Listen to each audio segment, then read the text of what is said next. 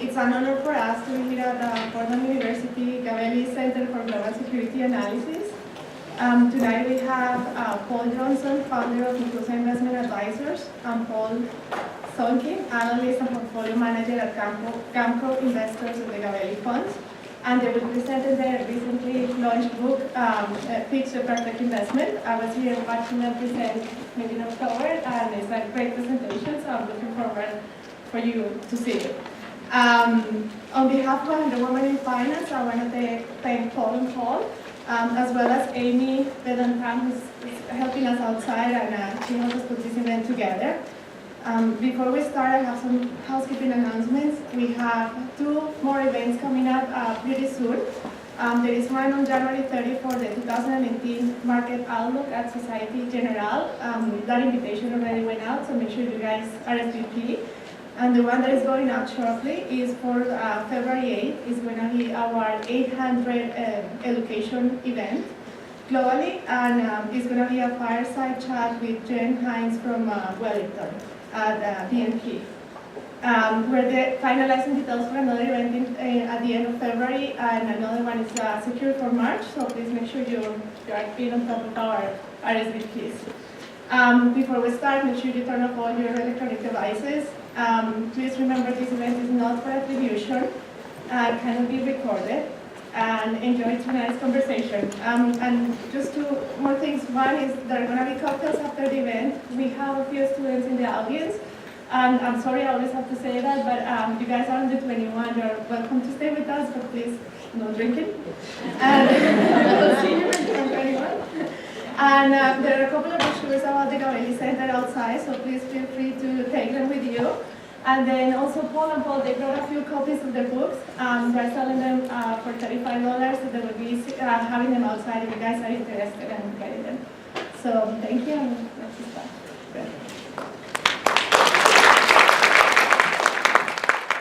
I just want to correct one thing that Martha said. Feel free to tweet anything I say tonight. Post it on Facebook and LinkedIn, and anywhere you want. Please. All right, thank you very much for letting us come speak and attending. We do want to thank Martha and the organization for sponsoring this. This is great. I would be remiss if I didn't thank my friends at Gabelli for hosting the event. I've been an adjunct professor at Fordham for the last 3 years and a fellow of the Gabelli Center for Global Security Analysis for the same time, and they've been wonderfully supportive of the book and outreach to organizations like yours. So with that, we'll start. I'm Paul Johnson, this is Paul Sonkin, the 2 Pauls. I want to start the story by talking a little bit about our relationship, because it's important in how we got here. But Paul is a former student of mine. He was a student of mine 22 years ago. I started teaching when I was 12. For those of you in your mind going, wait, all right. And then he was a TA of mine for a couple of years, and we were very good friends for a long time. 4 years ago, a little over 4 years ago in October, this past October, we were both in attendance of the annual Graham and Dodd breakfast, which is a breakfast sponsored by Columbia Business School and the Hallbrand Center. And afterwards, we were just hanging out, what's up? And he said, I'm finally biting the bullet, and I am going to write a book, an investment book. And I said, you're a better man than I don't have the fortitude to write a book. And I said, what is the title of the book? And he said, The Perfect Pitch. And I laughed, and I said, oh, well, good for you. He said, why are you laughing? And I said, well, I always had dreamed of writing a book one day when I'm old and gray. I was going to call it The Perfect Investment. And he said, really? And I said, yes. So we got talking a bit, and I continued on the email later that day. And over the weekend, we decided to write a book together called Pitch the Perfect Investment. And the reason that we decided to work together, we realized we were writing exactly the same book from an opposite point of view. And that's what becomes important. Now, the quick story is, we finally signed a deal with Wiley. I think you were in negotiations with Wiley at the time. I jumped on. We signed a contract, and we truly believed we could write the book in 18 months. I had been teaching for a long time. Paul is the next adjunct professor. He taught for 16 years. We're both practitioners. We thought, we'll just bang this out a couple hours a week, 18 months, done. I think the original contract was 10 months. Even there. But we knew we'd be late by a couple of months. Okay, the book took 4 years. Well, we proved Kahneman and Tversky true. Right, which was our goal. It took 4 years. The first year, we thought we were writing a book, at the end of which we had nothing, less than nothing. And we realized that even though I had been teaching a long time, Paul had been in practice and teaching a long time, we didn't really understand the concepts well enough to write a book. We then spent a year arguing. No, we spent 4 years arguing. We spent a year arguing. I hung up on the phone on him 3 times during that year. And with a pretty graphic language before I hung up the phone. As they go. Really? I remember. So, at the end of the year of argument, we finally had an idea of what the concepts meant. We spent a year writing it, at the end of which we had a book we thought was pretty good. That was February, a year ago, almost a year ago. And we started reading it, and we realized we had a Frankenstein book. We had sections that said this, sections said that. We liked the sections, but they didn't do it. So we thought we'd just bang out over the next 3 or 4 weeks a cleaner copy, and that took 9 months. And finally, near the end of July, why they called us up and said, we're not giving you the book to work on anymore. And to quote Judge Hahn, no one finishes a book. Yeah, you don't finish a book, you just stop writing. So they took it away from us and it got published in mid-September. And we've been delighted by the receptivity of the book, both by students and practitioners. And we're here to talk a little bit about the book. So that's the background of the book. All right, if you would do the honors. I do the speak, but it's Penn and Teller. I do the speaking, he does the slides. Complete division of labor. Okay, we think about the book, Pitch the Perfect Investment, sort of 2 books. I'm going to talk about what Paul's insight was that I didn't fully understand. But we split the book really into 4 sections.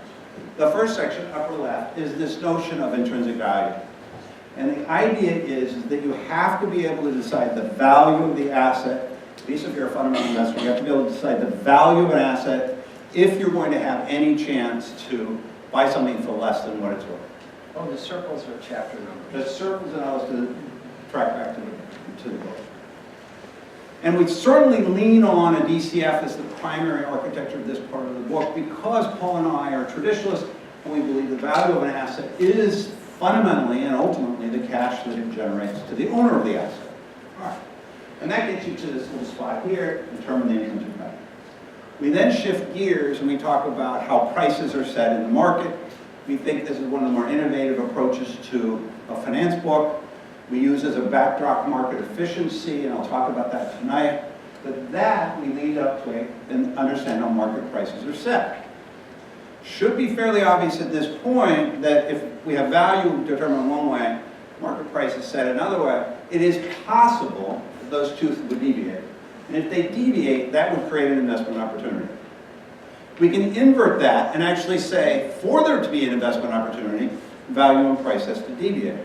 Well, it seems pretty clear to me that if that's the condition you need to make an investment as a fundamental investor, then you better have some way to explain how value is set, and at the same time, some way how prices are set.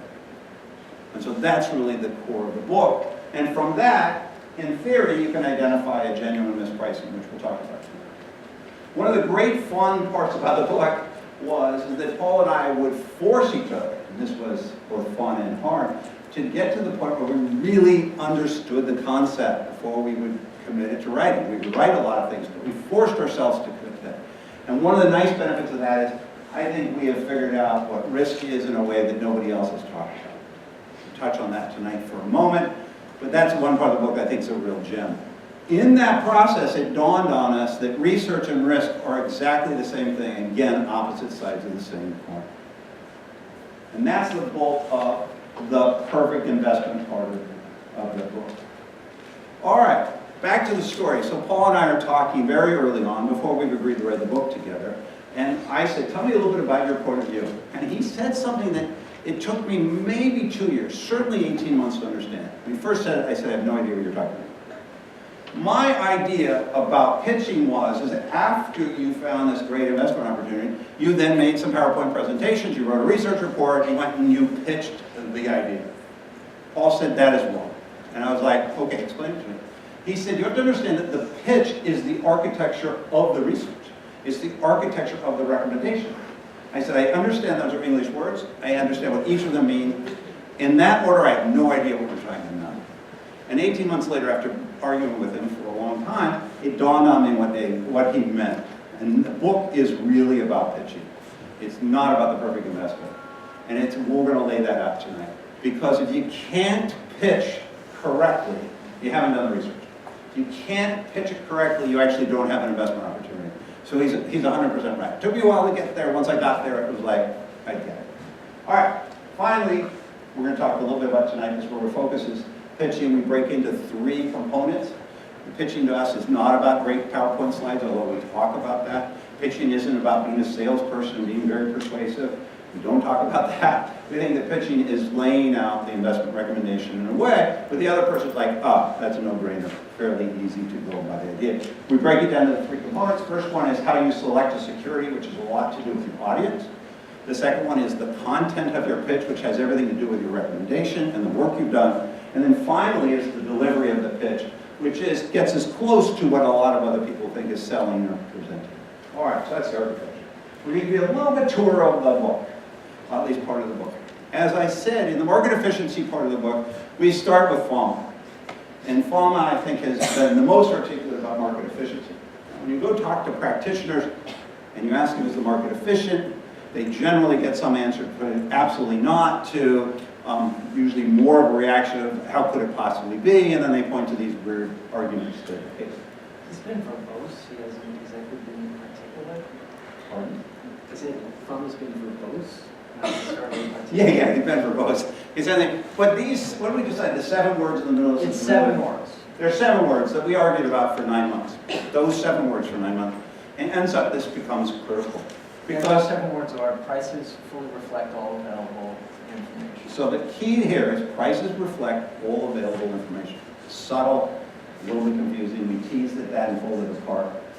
It ends up that if the market is efficient, price equals value. And if price equals value, there's no reason to be active manager. You're not going to be rewarded for the time, energy, and money you spend because the return that you're going to get is the correct return given the risk of that investment. So if market's efficient, price equals value. Well, price equals value, stop being an active manager. So if you want to be an active manager, you're going to have to argue price and value are going to be different. Well, price and value are different, then you're arguing the market's not efficient. But guess what? All we have to do is invert this, and that's the beginning of your argument about market inefficiency. We'll go to the next slide. All right, so pulling those 7 words apart, it ends up that there are 3 components. Information is disseminated, essentially observed, disseminated, it is available to investors. Second step is it is then processed by investors. And the third step is that it is incorporated into the market. So if you're going to make the argument that value and price deviate, you're making the argument essentially the market is mispriced, at least the security is mispriced. If a security is mispriced, you only have 1 of 3 places to make that argument. Either the information isn't adequately disseminated, it is not properly processed, or it's not been incorporated into the market. That's it. So every time you make an investment, every time you make the argument that price and value are not the same thing, you're essentially betting that either there's some information that's not been disseminated, we flesh this out, the information hasn't been processed correctly, or it hasn't been incorporated in the stock price. That's it. And you can start to see now that I hope that the pitch is starting to become a bit more honest. All right, let's go to the next one. All right, first one is informational advantage. Informational advantage is you have information that the market does not have. The second one is an analytical advantage, is you've processed that information in a way that is different than the market and correct. Both are equally as important, both are equally as hard. But you've processed it better than the market, and you happen to be right. And the third one is that you have a cost or trading advantage. You can actually trade where other people can't or won't. And these examples ends up that the last one is not a lot of examples. We'll touch on it for a moment. The bulk of the work is going to be carried by the first 2, informational advantage or an analytical advantage. And Paul and I firmly believe that it's really a combination of both. All right, let's run through this. All right, so informational advantage is essentially you know something the market doesn't know. There's one big caveat here, called the SEC. All right, so they have essentially outlawed the notion of having in your possession material non-public information. So there's a certain set of information that's completely out of bounds. And it's self-defined. Its material means that information alone would change the stock price. And therefore, if you have information that would change the stock price, it's awfully close to material non-public information. And we won't go into that much detail, but as Paul likes to say, I think it's a great way, what you're trying to do is develop a mosaic of information that is a lot of non-public, non-material information, combined with a lot of public, perhaps material or non-material, it doesn't matter because it's public information, and you essentially end up with a set of information that is different than what the market has. And it's that combination. But you'll see that information alone is a little tricky. Paul and I have argued a bit about this. He doesn't think that a true informational advantage exists because by definition that means the information is material, and that's out. And so I think there's some subtlety there that's important. Let's go next one. All right, second one is an analytical advantage. Analytical advantage is you see something the market doesn't see. First one is you know something the market doesn't know. Second one is you see something the market doesn't see. And the example we use in the book is that most of the world's colorblind. They see the gray circle on the left. You happen to have the ability to see colors, and you see the image on the right.